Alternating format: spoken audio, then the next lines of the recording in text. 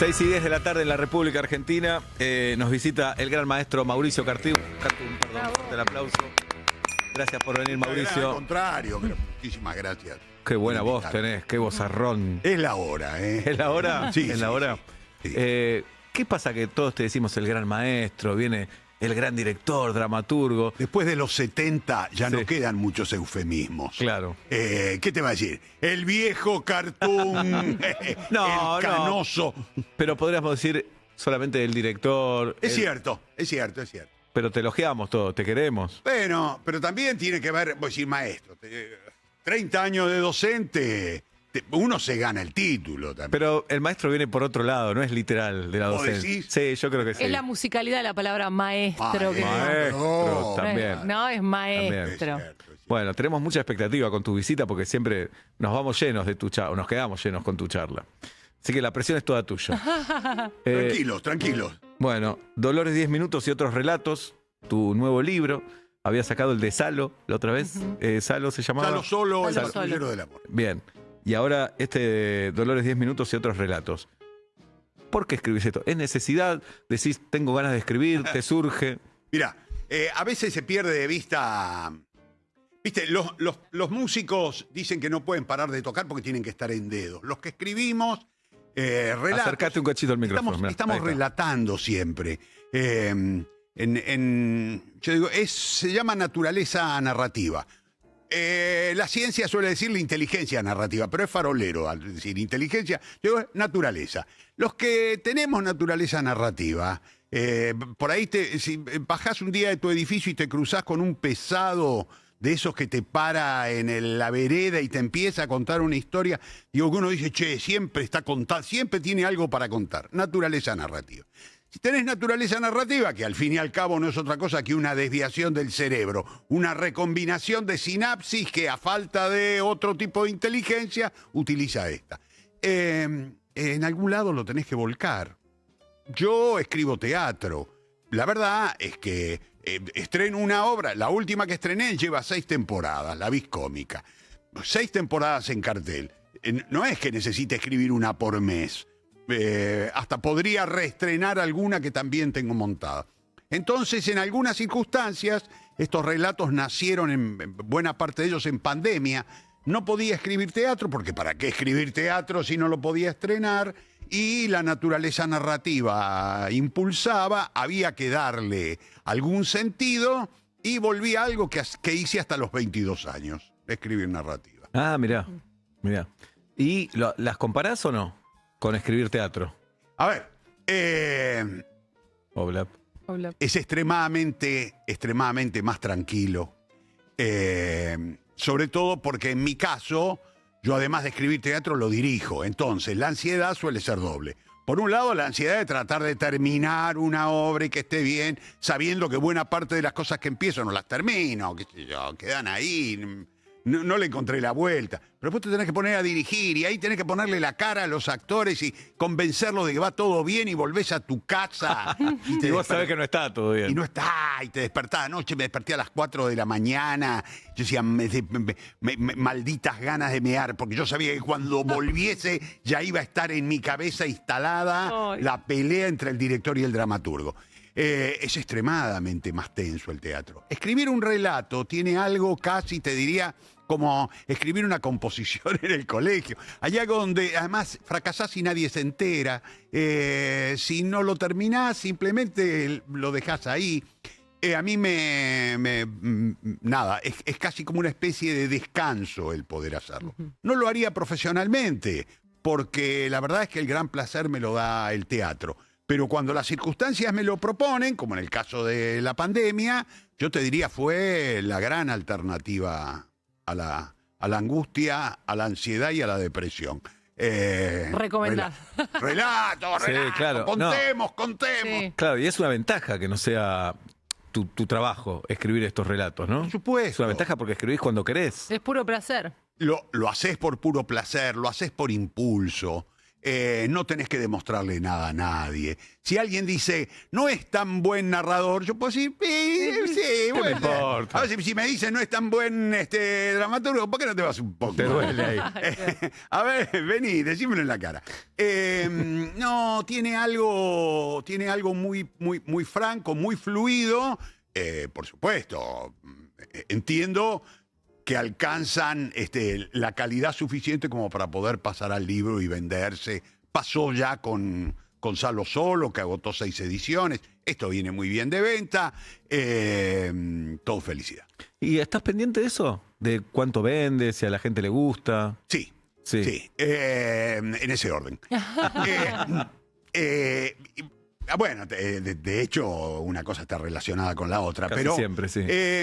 A ver, el libro es un objeto que manifiesta su tristeza en las mesas de saldo. Muy rápidamente. Cuando ves, decís, che, picó bien. A los 2 años ya ves que están empezando a liquidar, ya lo sacan, va a parar a mesa de saldo los nuevos. Los usados, al contrario. Los usados cuando van a mesa de saldo es porque se están moviendo. Pero algún libro nuevo no se está vendiendo, lo bajan de precio. Te hacen firmar en el contrato, te dicen ya, mirá que si no se vende una cantidad, la editorial está autorizada para liquidarlos. Entonces, la verdad, la venta, la circulación, es como el público en el teatro. Yo te decía recién, la Vis Cómica 6ª temporada. Cada vez que voy a ver una función y está lleno, vamos, me clavo un ron en el camarines con una alegría extraordinaria. Seguí llenando en 6ª temporada. Todo el esfuerzo que puse se sostiene en el soporte de las funciones. Pues todo el esfuerzo puesto en escribir un libro se soporta en esa venta continua. Que nosotros sabemos que en el impulso dura 2 años, 3 años, pero en esos 2 o 3 años tiene que circular. Está circulando. Pero, y sufrís perdóname, no, pero, dale. escucho eso, que lo comparto, la alegría del éxito, llamémosla, por pasajera que sea, no importa, pero esta cosa de disfrutar de eso, ¿cómo te pega el fracaso? Mirá, como a todos, como el culo, digamos, nadie puede ser feliz si no le va bien. Pero hay algo en el trabajo del artista, sobre todo cuando pasan los años y a uno lo llaman maestro, ¿no? Maestro, que uno aprende algo. Y lo que aprende es que el trabajo del escritor es escribir y no terminar obras. Por lo tanto, buena parte de las que empiezo a escribir no las termino, debería considerarlas un fracaso e irme a casa a llorar. Y la verdad, no lo hago, empiezo a pensar, ¿y qué hago? Como dicen los españoles, de camisa vieja, chaqueta nueva. A ver, ¿qué le saco a esto? ¿A dónde va a parar? Buena parte de los cuentos de ese libro nacieron de obras de teatro frustradas. Obras que no pude terminar y quedé manija. Che, pero había un personaje que era extraordinario. Como un reciclaje. Reciclaje del imaginario, tal cual. ¿Y por qué no se pudo terminar? ¿Había un personaje extraordinario? ¿Había escenas que seguramente te gustaban? A veces son problemas de estructura. Me doy cuenta que yo pensaba en una estructura que es muy difícil de resolver en teatro. Contá qué es una estructura. Bueno, una estructura es, empieza, sigue y termina. Planteo, nudo y desenlace, tesis, antítesis, síntesis. Perfecto. Digo, lo que está en todo relato. Empieza de una manera, se complejiza, pero para crecer uno a veces necesita, qué sé yo. Como yo te dije, pero ahora para que esto funcione bien, yo necesitaría una escena con 8 personajes, pero no puedo poner 8, porque esta es una obra de 3, no le voy a agregar 5 para una escena, claro, porque esto no tendría economía poética ni financiera.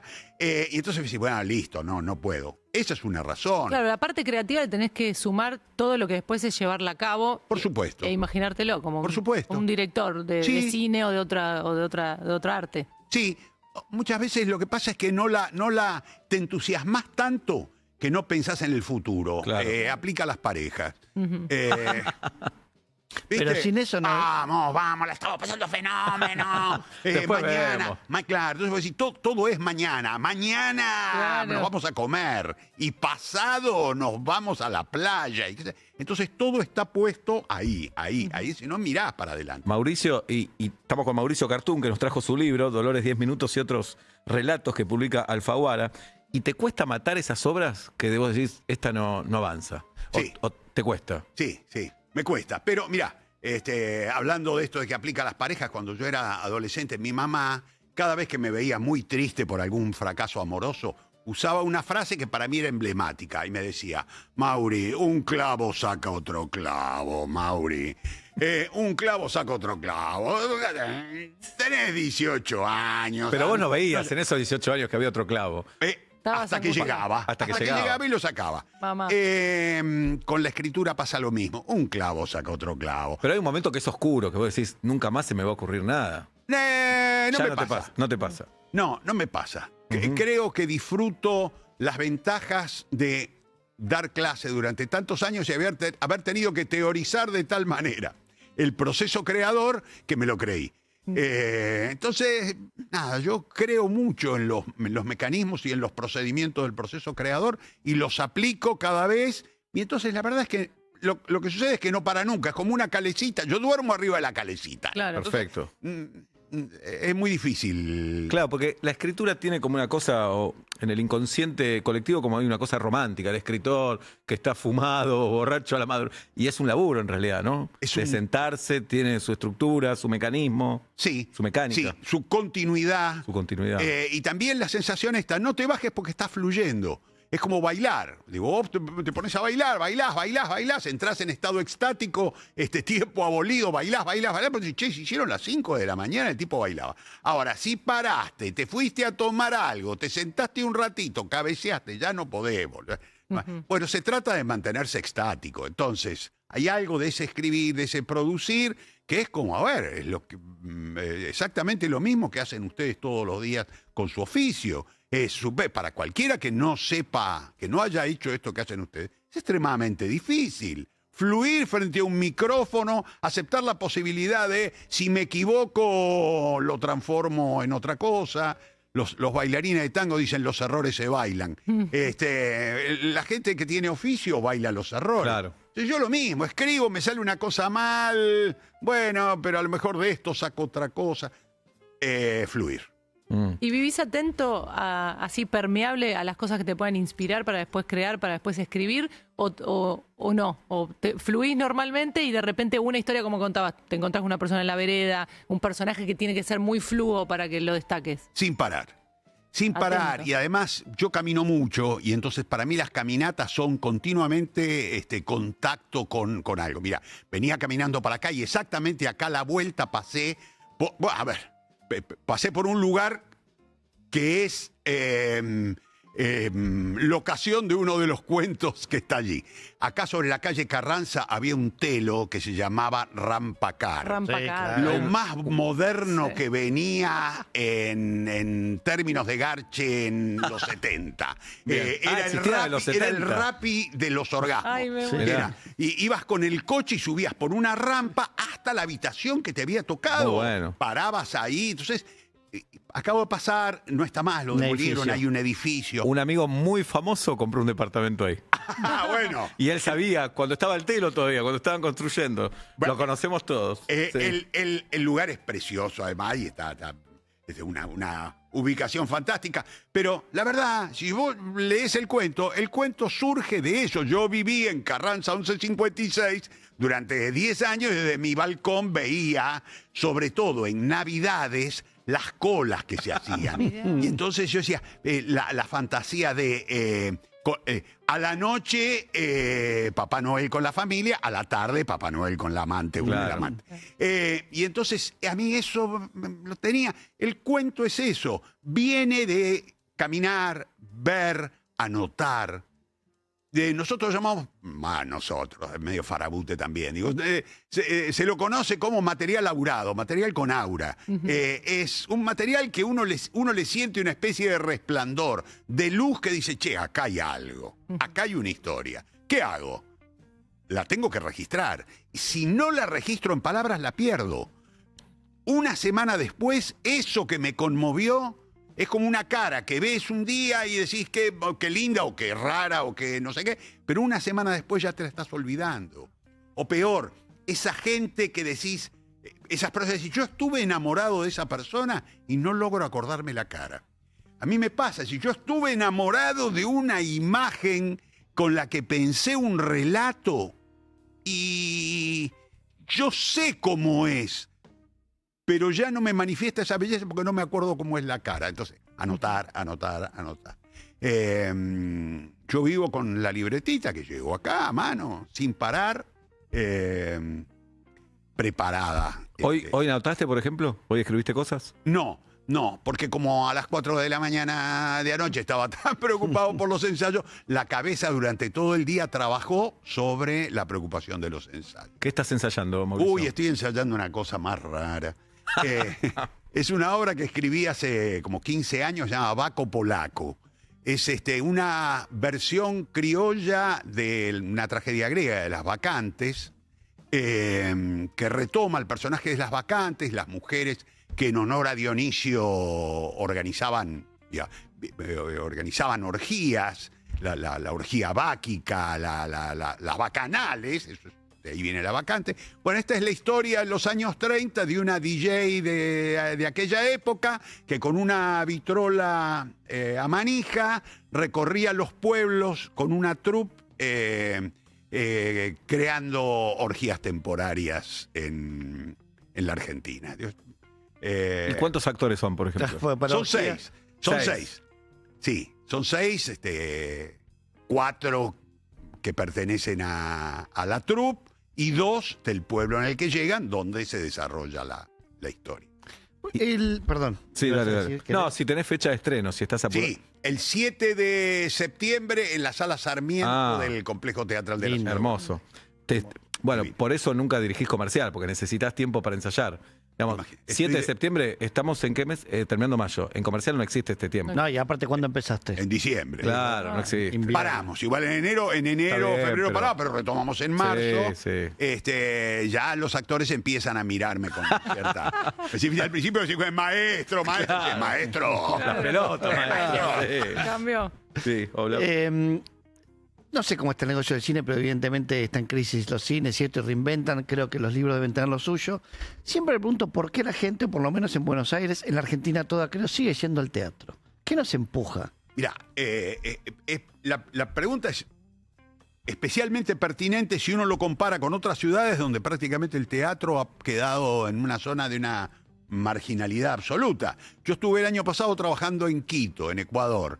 Y me resultaba muy raro, por ejemplo, que los teatros oficiales de Quito hacían producciones, pero no hacían temporadas, sino que hacían galas. ¿Viste como en el Colón, que se monta una ópera, se hace una gala, 2 galas, 3 funciones? Y la sensación dice, bueno, hemos ido perdiendo ese público de teatro, nos queda un pequeño público.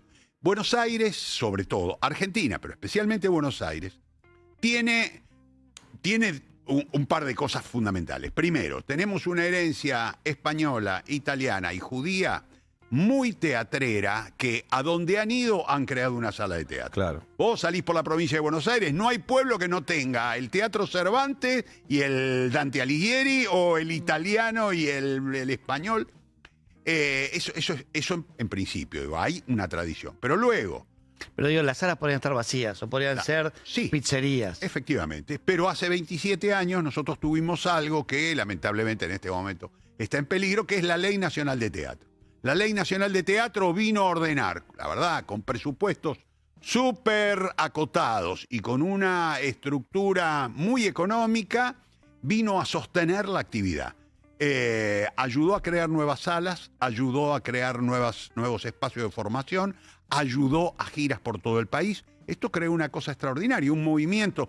Yo recuerdo, 30 años atrás, lo tengo publicado por ahí, haber escrito sobre la crisis del teatro en Buenos Aires, diciendo, en ese momento estaban apareciendo unos galpones donde se hacían bailes en Panamericana, que eran empresas que cerraban y se transformaban en bailanta. Entonces yo decía, me parece que el teatro, vamos rumbo a lo mismo, vamos rumbo a tomar galpones en Panamericana. De pronto lo leo y digo, dio un salto brutal. ¿Qué pasó? Vino la Ley Nacional de Teatro. Ese fenómeno extraordinario, insisto, hoy en peligro, le cambió la cara al teatro argentino, y la verdad, de una manera tan sencilla. Cuesta pensar cómo con tan poco se hizo tanto. La ley más la capacidad de la gente que trabaja, talento, sacrificio, porque tenés teatro para todos los gustos, ¿no? Tenés teatro re popular, teatro off, comercial, todo, es increíble, Con ¿no? mucha publicidad o con nada. Con porque nada, también con las nada. redes sociales, Y con el boca a boca. con el boca a boca. Esa es clave. Con los pibes y las pibas que en la calle corriente te dan un papelito. Claro. La verdad, es un fenómeno fuera de lo común. Pero por el otro lado, yo tomo el ejemplo de esta obra, de la vis cómica. Nosotros tenemos mucha gente que la viene a ver 3, 4 veces. Y la gente además te lo dice con una especie de orgullo. Es la cuarta que vengo, y te lo escribe en redes Quieren que lo sociales. sepas, claro. ¿Por qué alguien va a ver? ¿Qué película viste vos 4 veces en 6 años? Ninguna. Muy raro, sobre todo pagando. Pero si la tenés Claro. ahí, Sí, Al pagando cine no vas a ninguna. verla de nuevo. no No. vas No vas. al cine y La volvés puedes ver en a tu pagar. casa si la encontrás, pero no vas al Exactamente. cine. ¿Por qué lo haces en el teatro? Porque el teatro tiene una vitalidad extraordinaria. El teatro es un espectáculo. Durante mucho tiempo no era otra cosa que la única posibilidad que teníamos para ir a ver una historia que se representaba. Luego el cine le tiró el chico lejos y mostró que si quería contar una historia, lo mejor que se podía hacer era el cine. Luego lo tomó la televisión, lo desarrolló en otros formatos. Vinieron las series. El teatro sigue conservando algo muy fuera de lo común, y es: todo sucede en un cuerpo. Hay una vieja frase de Baruch Spinoza que dice: nadie sabe lo que puede un cuerpo, el misterio de lo que puede un cuerpo.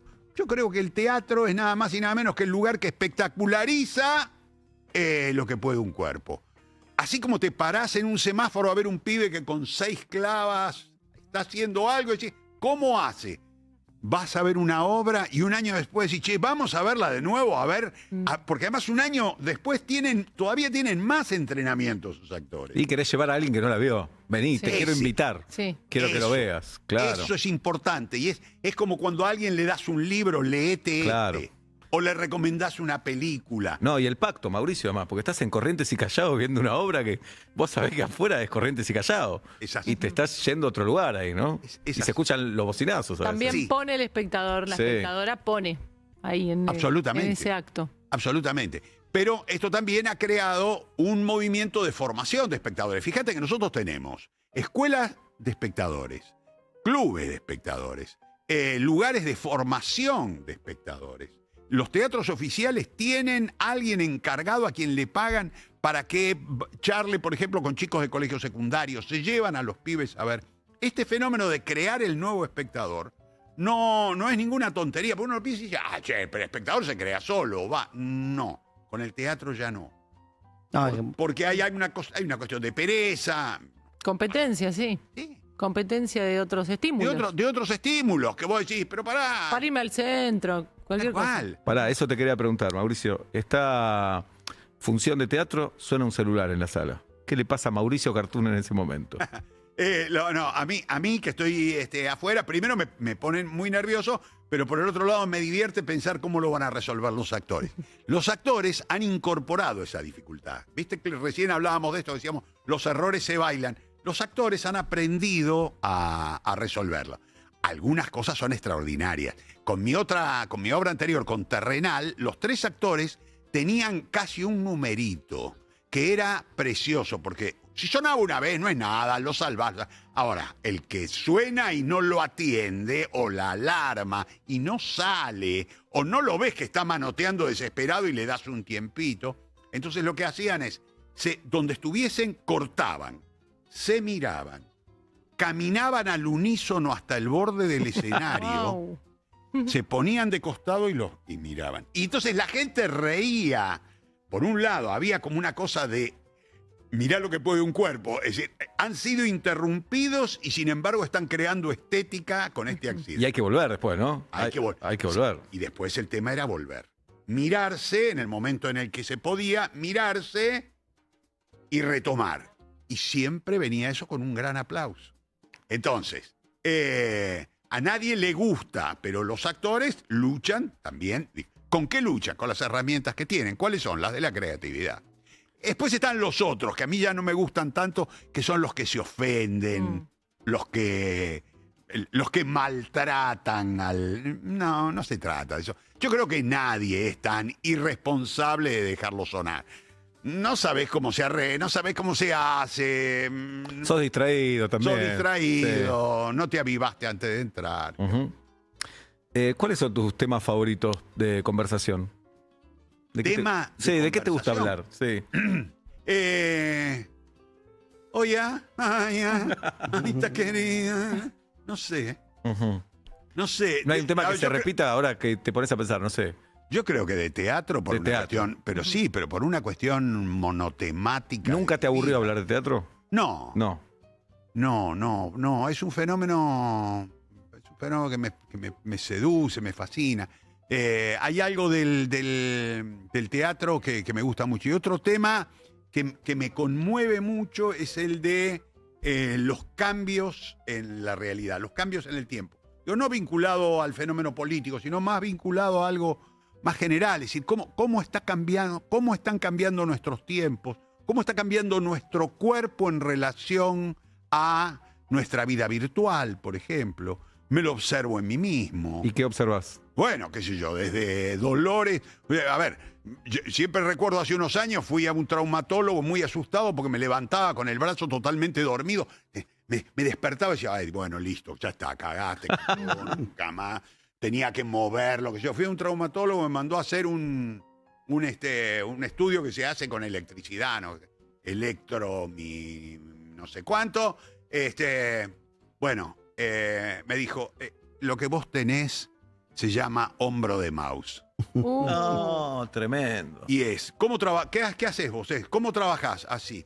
Te voy a dar una mala noticia. Si no cambiás la posición, esto se va a agravar. Digo esto para decir, algo, por ejemplo, cambia en el cuerpo simplemente porque uno empieza a vivir horas, como en mi caso, prendido a una pantalla. A otro le pasa con el celular. Nos pasa con los vínculos. A mí me asombra. Por un lado tengo la sensación de qué tiempo me tocó vivir. Digo, mis viejos no tuvieron... A ver, mis viejos vivieron otros cambios, fueron las guerras. Las guerras, tremendo. Pero hay algo de la guerra que termina y las cosas vuelven a cierto estado anterior. Acá nada vuelve al estado anterior. Pero pará, ¿tus viejos eran rusos, polacos? O... No, mi viejo era argentino, nacido en una colonia judía de Santa Fe, primera generación. ¿En cuál? Las Palmeras. Ok. Mis abuelos habían venido de... Tu viejo ya hablaba castellano, porque Mi viejo ya hablaba, muchos de nuestros sí, abuelos sí. o bisabuelos llegaban sin saber el idioma. Quedaban sin saber Claro. el idioma. Y si te ibas al campo, más todavía. Claro. Y al campo y en una colonia. Quedaban claro. atrapados. No, mi viejo sí. Mi vieja asturiana. Yo soy café con leche absoluto.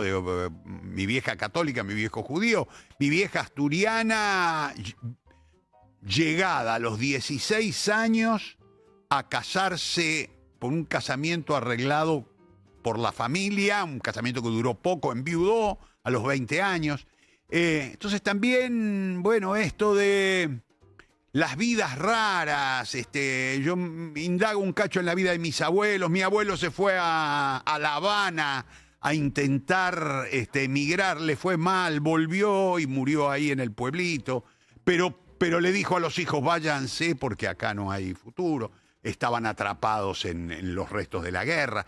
Digo, en mi casa se hablaba mucho de la guerra. Se hablaba mucho con la comida, por ejemplo. Este es el tema de la comida, no se tira comida. Se comían, en mi casa se decía, mi viejo vendía papa. Entonces mi viejo decía, en la guerra se comían las cáscaras. Las cáscaras eran un manjar.